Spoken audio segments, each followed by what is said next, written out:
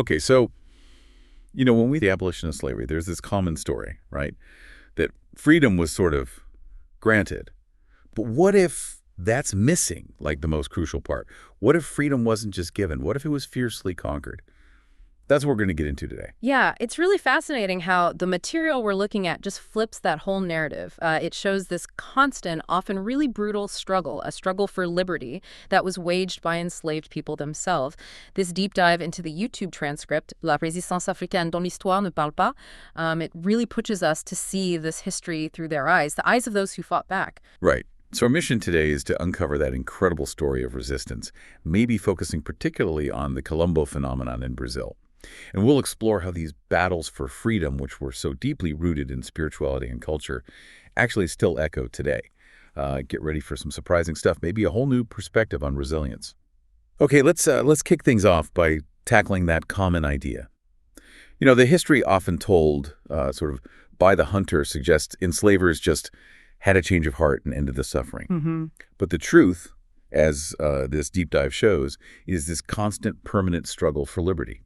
A freedom that was, well, conquered at the price of blood. Which raises the big question, right? Who were these warriors of the shadows? The source material describes them vividly. You have fleeing queens, priests turned soldiers, fighting across enormous territories. We're talking Jamaica, Haiti, Guyana, Suriname, even the bayous of Louisiana, the forests of Brazil. I mean, for centuries, they fought, they passed on knowledge, they survived, they were determined to free their people at all costs. And they had different names everywhere, which really shows how widespread it was. Negre Marron in the Antilles, Buchanan in Guyana. Yeah, Miramaíx, Cimarrones in the Spanish colonies. And Quilombola in Brazil, which we'll focus on. But all these names, they describe runaway slaves who built these just incredible havens of freedom. And if we sort of zoom out a bit, these Colombos, they weren't just hiding spots. No, they were more like micronations. Really, self-governing societies. They had their own laws, leaders, their own gods, their own culture. They literally built kingdoms, these enclaves of freedom, right in the heart of colonial hell. That's such a powerful phrase. And the sources bring it to life, taking us to Salvador de Bahia, a city where even today, 80% of the population is black. It's just a stark reminder, isn't it? 4 to 5 million Africans brought there in chains through that port. Yeah. And right there, millions of Africans recreated African kingdom structures, they adapted traditions, and maybe most importantly, they organized. They formed these true anti-oppression militias that actually fragilized the slave system from within. It's truly remarkable. They didn't just survive, they actively thrived. They reshaped their whole world against, well, unimaginable oppression. That idea of thriving, not just surviving. Yeah. Yeah, that's powerful.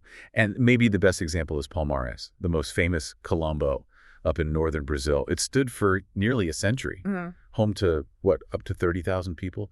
I mean, what kind of leadership does it take to sustain that kind of resistance against the Portuguese for so long? Well, the central figure there was Zumbi. He was a king, a warrior, a strategist. The source calls him the leader of Brazil's first democratic experiment. His fight was just relentless. But tragically, in 1694, Palmares was destroyed. Right. Zumbi was captured, killed in 1695, and his body was, well, the source says, scattered across Bahia. His head was put on public display in Recife. The goal was clear: traumatize resistors, definitively break hope. Just brutal. You'd think that would be the end of it, wouldn't you? That it would just crush everyone's spirit. But what's truly amazing, and what we learned from this deep dive, is that it would be quite the opposite. Exactly. Zumbi wasn't silenced. He became, quote, more alive than ever. The resistance actually got stronger. His name still resonates today, in the streets, fields, favela walls, on the paths of the 6,000 other Colombos they've identified in Brazil. It's incredible. So that leads to a really crucial question. What sustained that? What was the bedrock of such fierce, long-lasting resistance? And the material is crystal clear on this. No resistance without spirituality. Okay. While the colonizers were teaching submission, promising some hypothetical paradise after death, the enslaved people chose differently. They chose the gods of their ancestors, and these gods commanded them to fight to tear away their freedom right here, right now. And that spiritual core really came through powerfully in Candomblé, didn't it? This religion whose terreiros, their places of worship, became these vital spaces for preserving African identity in Brazil. The source calls it the substructure of anti-slavery resistance, like a formidable weapon. Absolutely. It's where ancestors drew strength, strategy, and power for the struggle. Wow. And it was very specific, too. You see certain deities invoked for particular needs. Shango represented law and direction. Yansan granted protection, courage. Nanan watched over the dead. These weren't just abstract ideas. They were like living forces woven into every part of their fight, strategically and emotionally. Okay, so Brazil finally abolishes slavery in 1888, last country in the Americas. Yeah.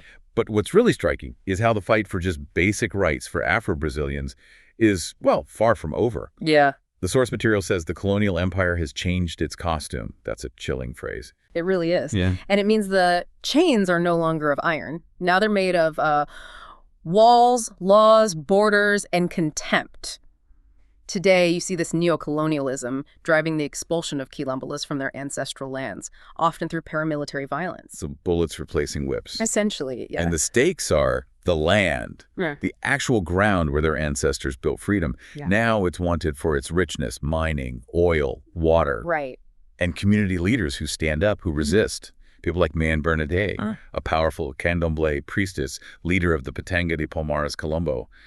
They face just immense danger. And tragically, Man Bernadette was assassinated in front of her family, just 7 years after her son had also been killed. Oh my God. And she was supposedly in a government protection program, but the security just wasn't effective. It's heartbreaking. And while there is hope, only a few Quilombos have actually managed to secure official land titles. The whole process is described as this costly, opaque, and discouraging obstacle course. But there is that legal tool, the Lei Quilombola, which came out of the Brazilian black movement in the 70s. Yes, that's crucial. That law legally recognizes the right of Afro-descendants to the land they've always lived on, even though they can't sell it. It's a massive step, legally speaking. It is. And the fight carries on not just for land, but through culture, which is so resilient. Think about capoeira. Right, the martial art disguised as a dance. Exactly.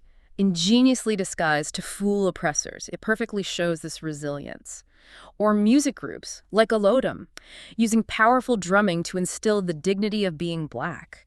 They even got symbolic support from people like Michael Jackson. Remember, he filmed They Don't Care About Us in Pelourinho back in '96, in what was still a deeply racist Brazil. Yeah, I remember that. And the sources really stress that Candomblé isn't just like folklore. No, not at all. It's described as urban geopolitics, teaching respect, memory, black dignity in neighborhoods the state basically abandoned. Faith becomes a kind of rampart there. And memory. Memory is so central to all of this. There's the CONAN, the National Coordination of Black Identities. They actively work to revalue Black identity and pass on that sacred fire of resistance to the younger generations. Which connects to celebrating Zumbi's death anniversary, right? November 20th. Precisely. It's become this solemn occasion to celebrate the resistance, which is ongoing. And that connection back to Africa feels so tangible in the source material. There's this account of feeling like you're in a Cameroonian village while in Brazil. Yeah, the same climate, that human warmth, the way even death is celebrated joyfully. And the inauguration of Mãe Bernadette's house, built with beaten earth, just like in Africa, filled with sacred objects. It symbolizes her becoming an ancestor. The source says her family couldn't even enter. The emotion was just too intense. Which brings us to that really interesting aspect, ancestral veneration. It's described as this tradition of first peoples, where someone honorable through their actions is essentially divinized by the community after death. They become an ancestor who then returns to help the living. The source even compares it, interestingly, to the divinization of Jesus, emphasizing that ancestors are simply human beings whose community recognizes their merits. It's a fascinating perspective. And even the languages, Yoruba, Kimbundu, they survived everything. Yeah. Colonial bans, repression, forgetting. They act as living archives, these precious vehicles of understanding. Absolutely. And this spiritual Africa had always terrified the colonizers. That led to prohibition, persecution, which in turn gave rise to syncretism. Ah, the blending of beliefs. Exactly. Often African traditions blending with Catholicism. That's a powerful form of resistance in itself. And maybe a deep dive for another time. Definitely. So wrapping this up, what does this all really mean for us, for you listening? I think this deep dive paints such a vivid picture. The fight for freedom didn't just end when someone signed a paper. Not at all. It was this centuries-long battle for liberation. And it continues today. It just shifted from physical chains to these battles over land, memory, identity. Yeah, and when you connect that to the bigger picture, it's clear that rebel blood of Quilombo still runs deep in Brazil. You can almost feel it, the source suggests. Every tree whispering names of fugitive ancestors, rivers carrying their weapons, the earth itself their armor. It's just a testament to incredible resilience. So the fight really just changed form, didn't it? It's Exactly. not fought only with swords anymore. Now it's through rhythms, words, bodies. You see it in every step of capoeira, every drum beat, every candomblé ceremony, every single legal fight for ancestral land. Which leaves us with a question for you to think about. What does it actually mean for a community to choose to divinize its heroes, its ancestors? And what kind of power does that belief hold, especially when facing oppression that continues even centuries later? And maybe consider this too. The material we looked at really encourages learning at least one African language, even one word a day. Why? Because as we heard, the ancestors consigned everything in those languages. There's still these precious vehicles of understanding for their traditions. Maybe that's another way, a quieter way perhaps, but still a powerful way to continue the resistance.